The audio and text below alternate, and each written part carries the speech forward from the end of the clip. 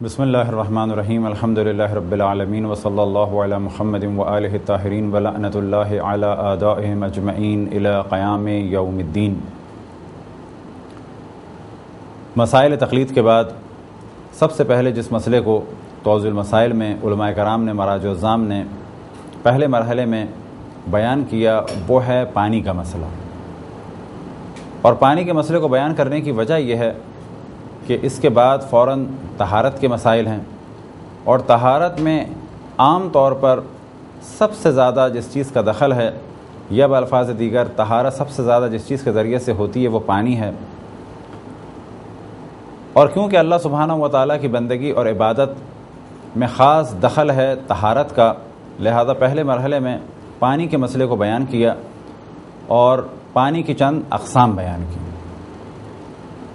پانی کی تقسیم پہلے مرحلے میں دو قسموں پر مشتمل ہے، یعنی پانی تصور کیا جا سکتا ہے پہلے مرحلے میں مطلق پانی اور مضاف پانی۔ مطلق پانی کون سا ہے؟ یعنی خالص پانی، پیور واٹر۔ مضاف پانی کون سا ہے؟ مضاف پانی ایسا پانی کہ جس کو پانی تو کہا جاتا ہے لیکن وہ خالص پانی نہیں ہے، یا بالفاظ دیگر لیکوڈ ہے وہ، لیکن وہ خالص پانی نہیں ہے۔ اس مسئلے کو بیان کرنے کی وجہ یہ ہے کہ طہارت ظاہری یعنی جسم سے نجاست کو دور کرنا یا کسی کپڑے یا کسی اور چیز سے نجاست کو دور کرنے کو کہا جاتا ہے طہارت ظاہری۔ طہارت باطنی یعنی وضو یا غسل۔ طہارت چاہے ظاہری ہو یا طہارت باطنی ہو، دونوں کے لیے ضروری ہے کہ جو پانی استعمال کیا جائے وہ مطلق پانی ہو یعنی خالص پانی ہو۔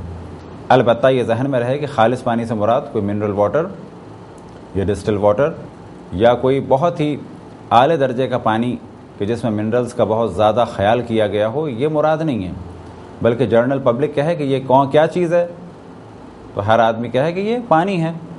کون سا پانی ہے؟ دریا کا پانی ہے یا سمندر کا پانی ہے یا کنویں کا پانی ہے۔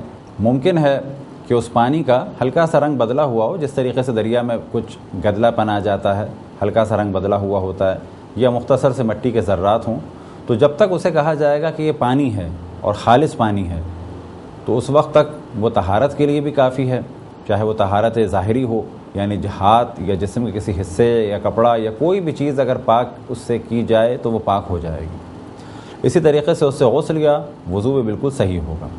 بس پانی کو پہلے مرحلے میں دو حصوں میں تقسیم کیا جاتا ہے، یا بالفاظ دیگر پانی کی دو اہم اقسام ہیں، آب مطلق، آب مضاف۔ آب مطلق یعنی خالص پانی، اور آب مضاف ایسا پانی کہ جسے پانی نہ کہا جا سکے۔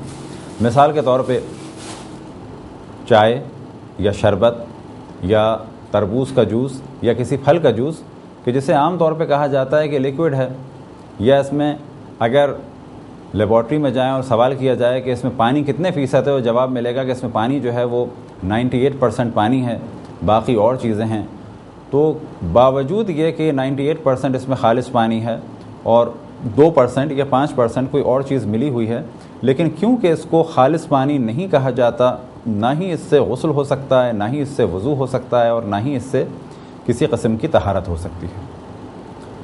اگلے مرحلے میں جو ہماری بحث ہوگی وہ ہوگی خالص پانی سے متعلق، کیونکہ طہارت کا دار و مدار ہے خالص پانی پر، اور خالص پانی کی چند اقسام ہیں، انہیں بیان کیا جائے گا، اور ہر پانی کے احکام بھی الگ الگ ہیں۔ انشاءاللہ اگلی گفتگو میں دیگر موضوعات کے ساتھ پانی کو بیان کیا جائے گا۔ وصلی اللہ علی محمد وآلہ الطاہرین۔